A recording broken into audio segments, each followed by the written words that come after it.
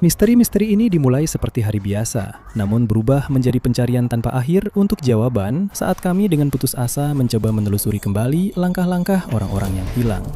Nomor 10. Jennifer Lee Wilson, yang akrab dipanggil Sydney oleh orang-orang terdekatnya, tinggal di Derby, Kansas bersama seorang teman sekamar perempuan pada tahun 2002. Mereka berdua bekerja bersama di sebuah klub pria bernama Jezebels, mencari nafkah sebagai rekan kerja dan teman serumah. Tempat kerja tersebut terletak di Wichita, Kansas, yang kemudian menjadi latar belakang sederhana dari sebuah pertengkaran dan hilangnya seseorang yang membingungkan teman-teman serta keluarga. Pada malam tanggal 1 September 2002, wanita berusia 29 tahun itu baru saja menyelesaikan hari kerjanya. Setelah menyelesaikan shift kerjanya, pertengkaran antara dia dan teman sekamarnya tiba-tiba pecah, meningkat dengan cepat dan memicu rangkaian peristiwa yang pada akhirnya menyebabkan Jennifer menghilang. Keduanya pulang bersama, di mana pertengkaran itu berlanjut dengan ketegangan dan konflik yang belum terselesaikan masih mengikuti mereka dari tempat kerja hingga ke apartemen mereka. Disinilah, di sekitar 143 di Street East dan 63 di Street South di Derby, Kansas, Jennifer terakhir kali terlihat. Teman sekamarnya adalah orang terakhir yang melihatnya sebelum dia tiba-tiba meninggalkan apartemen, melangkah keluar ke malam hari. Malam itu dia kembali hanya untuk mendapati bahwa Jennifer sudah tidak ada di sana lagi. Namun, semua barang miliknya tetap berada di tempatnya, tidak tersentuh dan menunggu, seolah-olah dia bisa saja kembali kapan saja. Ibu Jennifer melaporkan dia hilang ke departemen kepolisian setempat, memulai penyelidikan lebih lanjut yang akan menghasilkan beberapa cerita yang tidak cocok. Diduga, teman sekamar Jennifer telah memberikan beberapa versi tentang apa yang terjadi. Dia mengklaim bahwa Jennifer pindah ke Kansas City dan telah melakukan penarikan dari rekening banknya.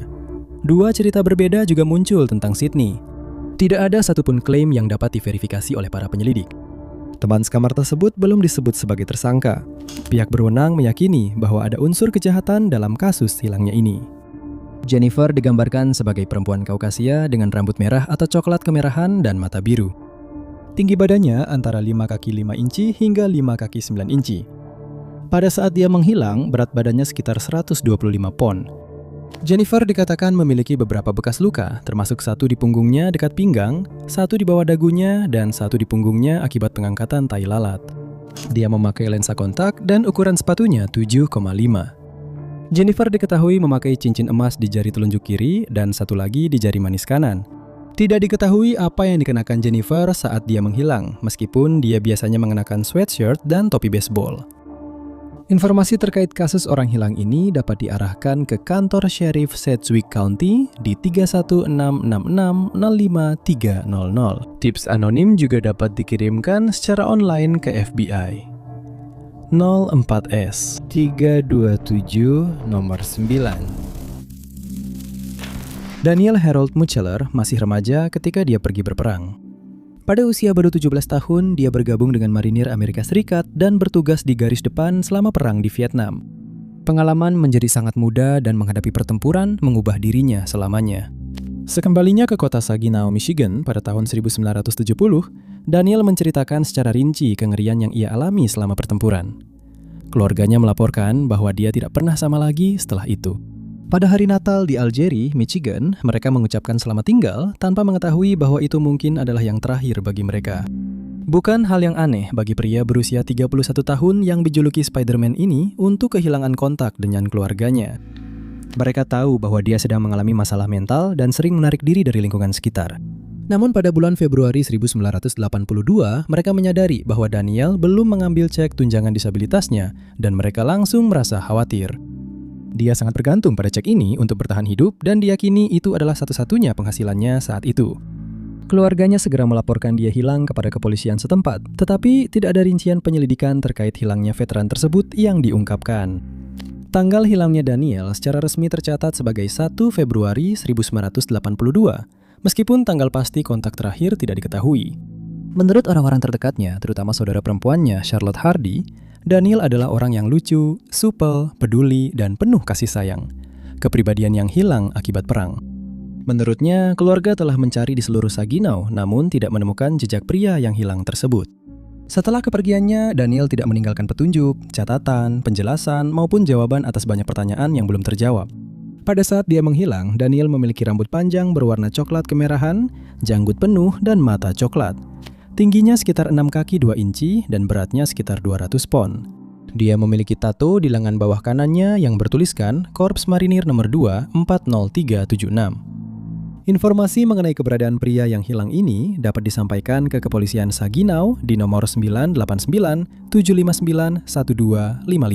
Nomor kasus resminya tercatat sebagai 262 382. Nomor 8.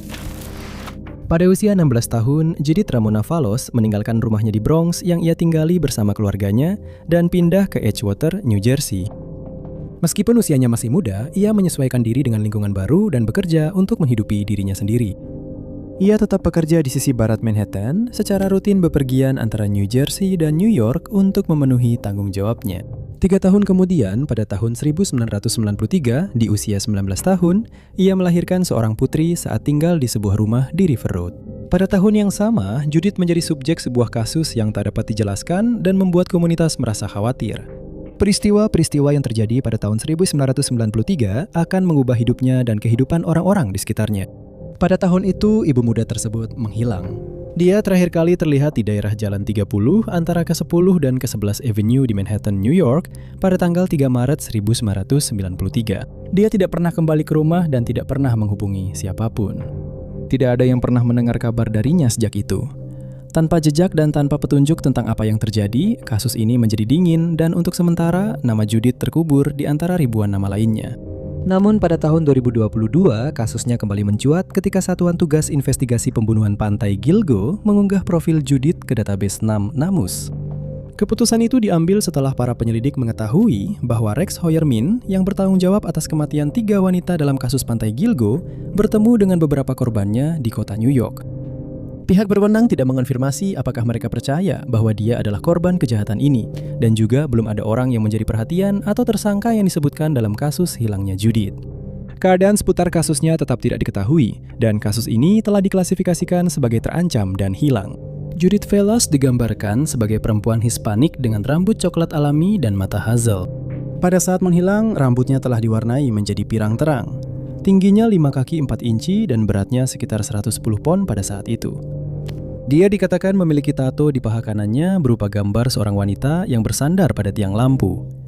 Dia juga dikenal menggunakan nama alias Arias Jones pada saat menghilang. Judith akan berusia 52 tahun ini. Orang-orang terdekat telah membuat grup Facebook berjudul Remembering Judith Ramona Valos, di mana pembaruan dan informasi tentang wanita yang hilang tersebut diposting. Dalam deskripsinya, dia digambarkan sebagai seorang kakak yang penyayang dan ibu yang penuh kasih yang didefinisikan oleh cinta yang dimilikinya untuk keluarganya. Dia tidak akan pernah begitu saja meninggalkan mereka atau putrinya yang sangat dia cintai. Penyelidik mendorong siapapun yang memiliki informasi tentang kasus ini untuk menghubungi Kepolisian Negara Bagian New York, markas Trup L di 63175-63300. Informasi Yuda sejak itu telah ditambahkan ke Do Network. Nomor 7. Menurut orang-orang terdekatnya, Bruce Maxwillow sangat memperhatikan cara berpakaian dan penampilannya.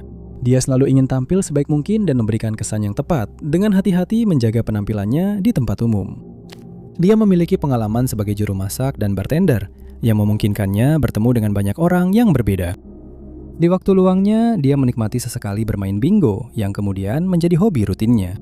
Bruce tidak pernah tinggal di satu tempat terlalu lama, lebih memilih gaya hidup yang memungkinkannya berpindah dan menjelajahi tempat-tempat baru. Dia sering berpindah-pindah, melompat antara Amerika Serikat dan Kanada, membuat banyak teman di sepanjang perjalanan dan menjaga hubungan dimanapun dia berada. Gaya hidup seperti ini sangat cocok dengan kepribadian Bruce karena dia senang bertemu orang-orang baru dan menjelajahi berbagai komunitas. Setiap kali pindah, itu berarti meninggalkan beberapa teman, tetapi dia selalu terbuka untuk pengalaman dan persahabatan baru.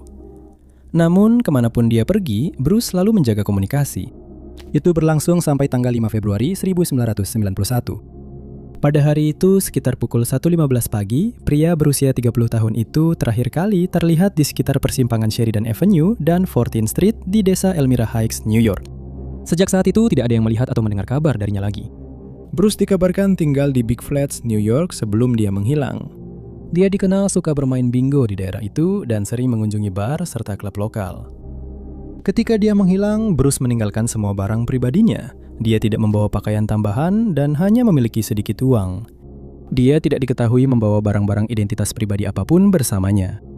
Orang-orang terdekat merasa bahwa tidak membawa pakaian tambahan sangat tidak seperti Bruce.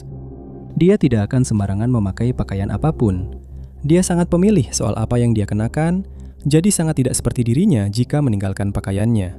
Bruce Max Willow digambarkan sebagai pria Kaukasia dengan rambut coklat dan mata hijau. Pada saat dia menghilang, tinggi badannya 6 kaki 1 inci dan beratnya sekitar 150 pon. Saat itu, rambutnya dipotong pendek.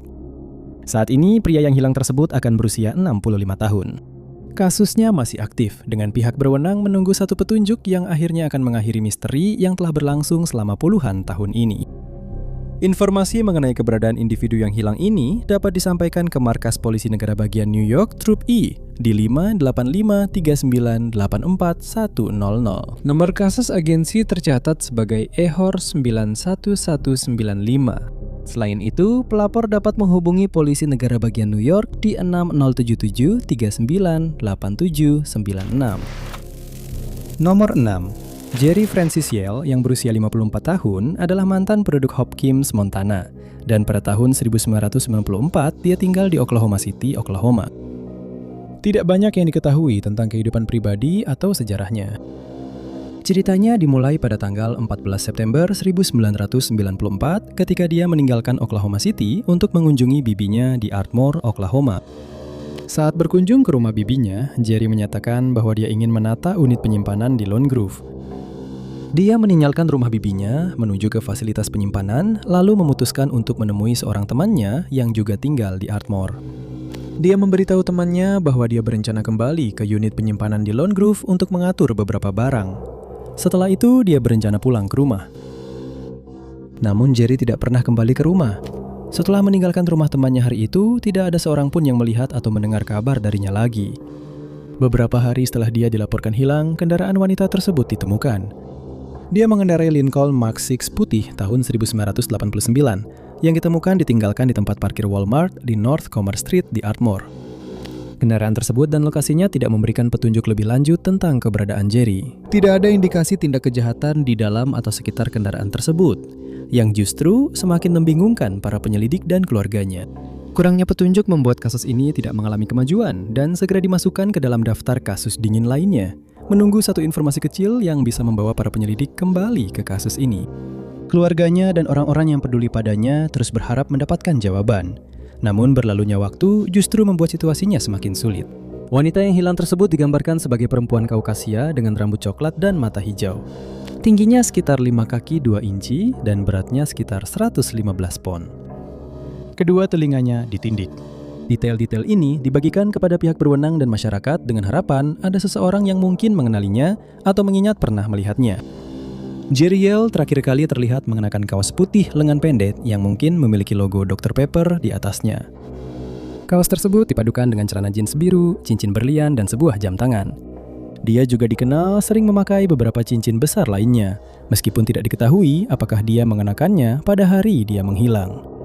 Informasi mengenai keberadaannya dapat disampaikan ke Kepolisian Ardmore di 582-123-1212.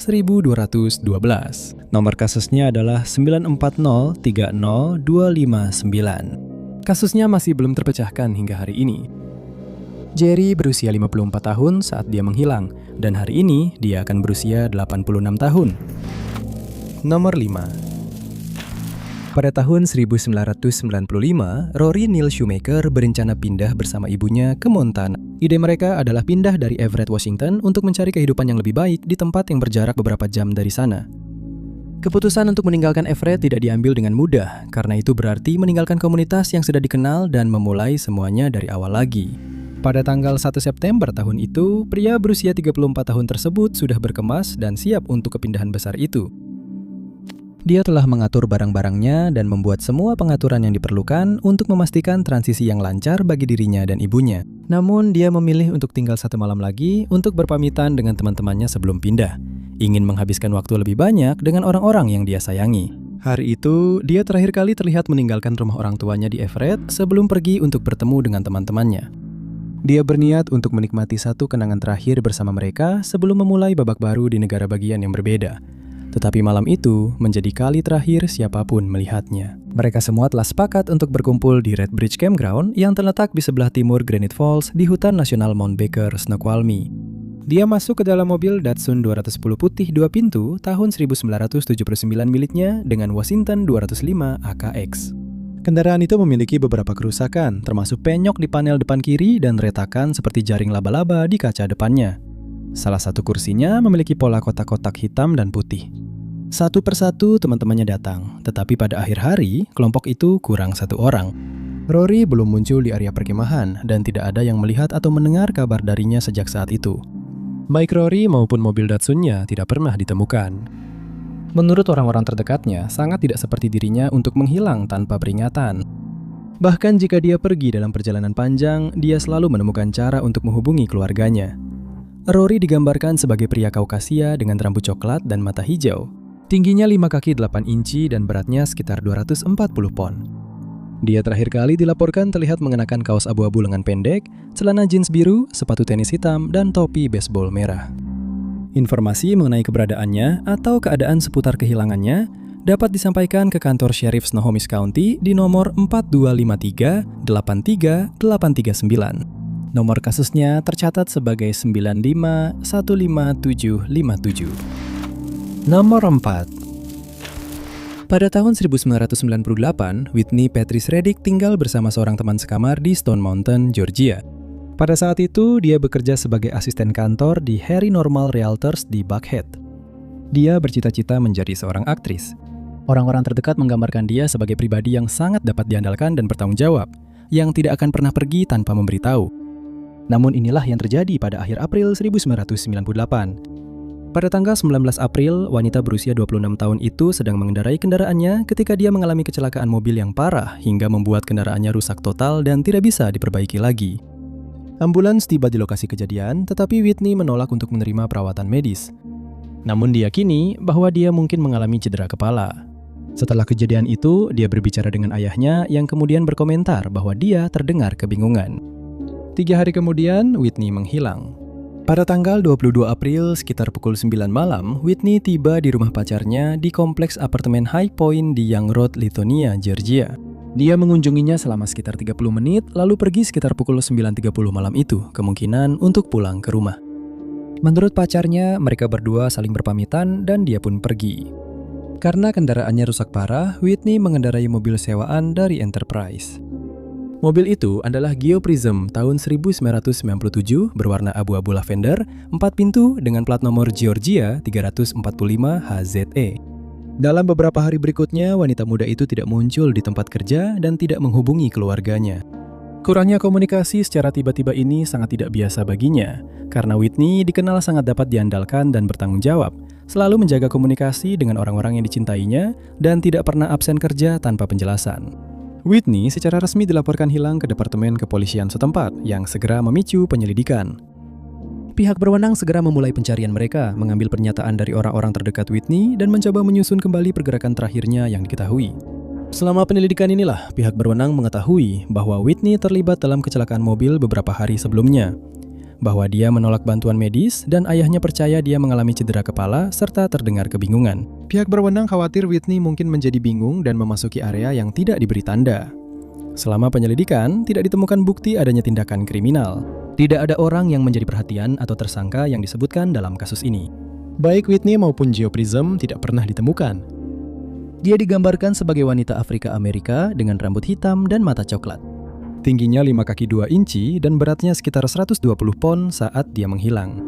Tidak diketahui apa yang dia kenakan saat dia menghilang. Informasi mengenai keberadaan atau keadaan seputar hilangnya dia dapat disampaikan ke Departemen Kepolisian DeKalb County di 7707247710. Penyelidik juga mencari informasi apapun tentang kendaraan dengan nomor plat 345 HZE. Nomor 3. Blaine Carl Hector yang berusia 30 tahun adalah penduduk Milford di Kabupaten Hillsborough, New Hampshire. Dia adalah pria yang sudah menikah dan memiliki 2 anak.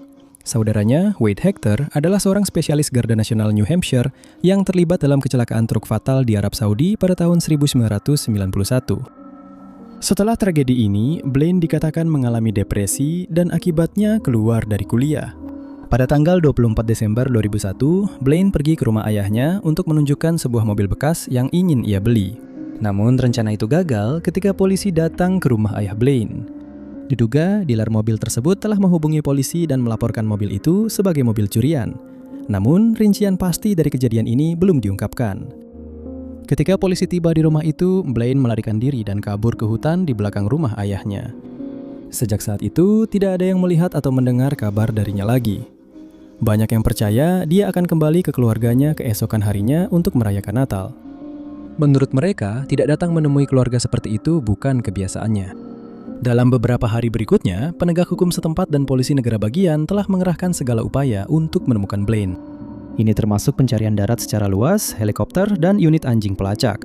Tidak ada petunjuk tambahan mengenai keberadaannya yang ditemukan. 3 tahun kemudian, pada tahun 2004, ayah Blaine meninggal dunia. Dia tidak pernah tahu apa yang terjadi pada putranya. Petugas polisi menghadiri pemakaman dengan harapan pria yang hilang itu akan muncul. Anehnya, dia tidak menghadiri pemakaman tersebut. Tidak ada aktivitas pada rekening bank atau nomor jaminan sosialnya, sehingga keluarganya percaya bahwa dia mungkin tinggal di negara lain, kemungkinan di Kanada. Blaine memiliki surat perintah penangkapan yang masih berlaku di Sullivan County karena alasan yang tidak disebutkan. Namun, pihak berwenang tidak yakin apakah dia bersembunyi untuk menghindari penangkapan. Istrinya telah menceraikannya dengan alasan penelantaran. Blaine pergi berjalan kaki ke dalam hutan. Dia tidak memiliki kendaraan dan kemungkinan besar mengandalkan tumpangan serta transportasi umum untuk bepergian. Pria yang hilang tersebut digambarkan sebagai pria Kaukasia dengan rambut coklat dan mata coklat. Tingginya sekitar 6 kaki 2 inci dan beratnya sekitar 190 pon pada saat itu. Dia memiliki bekas luka di perut serta tahi lalat di paha kirinya. Terakhir kali dia terlihat mengenakan mantel tentara hitam, topi hijau, dan sepatu bot.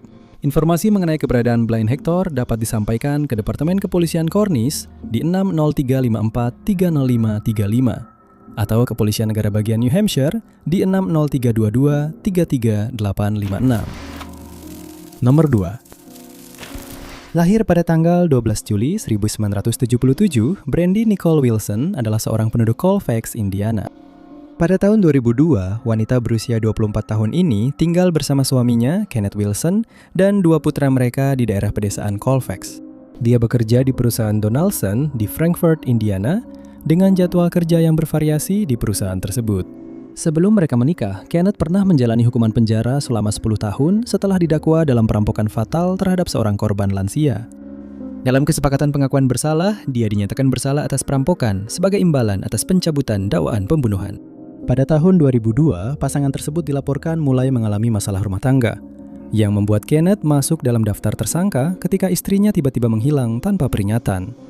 Pada pagi hari tanggal 4 Juni 2002, Kenneth pulang ke rumah setelah menyelesaikan shift ketiga di tempat kerjanya. Dia langsung pergi tidur begitu sampai di rumah dan bangun sekitar pukul 2 siang. Menurutnya, pada saat itu Brandy sudah tidak ada, namun kedua kendaraan mereka masih tetap berada di luar rumah dan tidak tersentuh. Yang hilang dari para penghuni West CR 600 South adalah uang tunai sebesar $420, yang disadari oleh Kenneth merupakan bagian dari dana darurat mereka. Yang tertinggal adalah dompet Brandy dan cincin pernikahannya. Dia seharusnya datang ke pabrik Donaldson pada pukul 4 sore hari itu, tapi dia tidak pernah tiba. 4 rekan kerja Brandy sangat khawatir dan melaporkan dia hilang pada hari yang sama. Diduga, wanita yang hilang itu telah memberitahu rekan kerjanya bahwa dia dan suaminya sedang mengalami masalah dalam pernikahan mereka. Dan jika sesuatu terjadi padanya, mungkin suaminya yang berada di balik itu. Kenneth menunggu sampai hari berikutnya sebelum menghubungi pihak berwenang untuk melaporkan hilangnya istrinya. Dia menjelaskan bahwa dia terlebih dahulu menghubungi beberapa teman Brandy untuk melihat apakah ada di antara mereka yang tahu di mana Brandy berada. Ibu Brandy, Pam, sangat yakin bahwa putrinya tidak akan pernah menghilang secara sukarela. Dia tidak akan dengan sengaja meninggalkan anak-anaknya. Pada saat itu, kedua anak tersebut tinggal bersama orang tua Kenneth, sementara pasangan itu mencoba menyelesaikan masalah mereka. Mendukung kekhawatiran tentang kepergiannya bukan atas kemauannya sendiri, adalah fakta bahwa wanita yang hilang itu tidak membawa apapun, termasuk pakaian atau kendaraan. Sehingga para penyelidik bertanya-tanya bagaimana dia bisa pergi. Tidak ada tetangga yang melihatnya masuk ke dalam mobil bersama siapapun. Juga tidak ada yang melihatnya berjalan di sekitar area tersebut. Detektif mewawancarai Kenneth serta teman-teman dan rekan kerjanya. Suaminya tidak dapat memberikan petunjuk yang dapat membantu penyelidikan. Dan teman-temannya mengatakan bahwa mereka tidak berpikir dia akan pergi sendiri, tetapi mereka bahkan tidak bisa menebak apa yang terjadi padanya. Salah satu dari mereka mengaku telah makan siang bersama Brandy seminggu sebelumnya, dan mencatat bahwa Brandy tampak gugup dan gelisah selama makan itu. Awalnya, para penyelidik mengira Brandy hanya pergi dari rumah tanpa memberitahu suaminya. Tetapi seiring berjalannya waktu, mereka mulai bertanya-tanya apakah ada tindakan kriminal yang terlibat.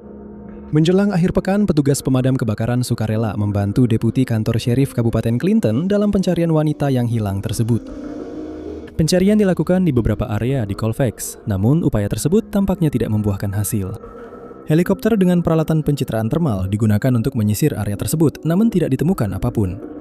Penyelam dari Kabupaten Carroll dan Tippecanoe menghabiskan beberapa jam di sebuah lubang air yang terletak di luar Colfax, namun sekali lagi tidak ditemukan apapun.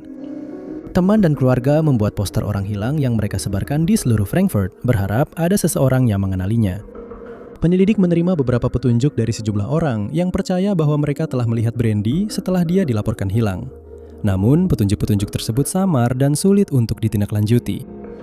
Pam berkomentar bahwa dia tidak percaya Kenneth mampu menyakiti Brandy, tetapi dia khawatir tentang masa lalu Kenneth yang penuh masalah dan bagaimana hal itu mungkin berperan dalam peristiwa yang melibatkan putrinya. Kenneth belum disebut sebagai orang yang menjadi perhatian penyidik atau tersangka dalam kasus ini. Brandy Wilson digambarkan sebagai perempuan Kaukasia dengan rambut coklat dan mata coklat. Dia memiliki tinggi sekitar 4 kaki 5 inci dan berat sekitar 135 pon. Kedua telinganya ditindik dan dia memiliki tato bunga di sisi kiri dadanya. Dia memiliki bekas luka berbentuk lingkaran di bagian belakang lehernya dan diketahui kadang-kadang memakai kacamata. Brandy dikenal dengan nama Taymon. Hari ini, dia akan berusia 48 tahun. Kasusnya masih belum terpecahkan. Informasi mengenai keberadaan atau keadaan hilangnya orang yang hilang ini dapat disampaikan ke kantor Sheriff Clinton County di 765 654 5563 atau ke Clinton County Tip Line di 765 656 TIPS 0206 02826. Nomor 1. Joyce Lee Kennedy lahir pada 28 Maret 1933, bekerja sebagai agen tiket di Bandara SeaTac di Seattle, Washington. Tempat kerjanya akan menjadi latar belakang tak terduga dari sebuah kasus hilangnya seseorang yang tidak biasa yang terjadi pada 20 Maret 1978. Hari itu, Joyce menjalani aktivitasnya seperti biasa sampai shift kerjanya selesai di pagi hari itu. Dia meninggalkan mejanya di akhir shift kerjanya dan tidak pernah terlihat atau terdengar lagi sejak saat itu. Pada hari dia menghilang, Joyce dijadwalkan bertemu dengan mantan suaminya, John Thomas O'Keefe II, yang berutang uang padanya. Hubungan mereka telah berakhir 2 tahun sebelumnya dan diwarnai oleh tuduhan kekerasan dalam rumah tangga.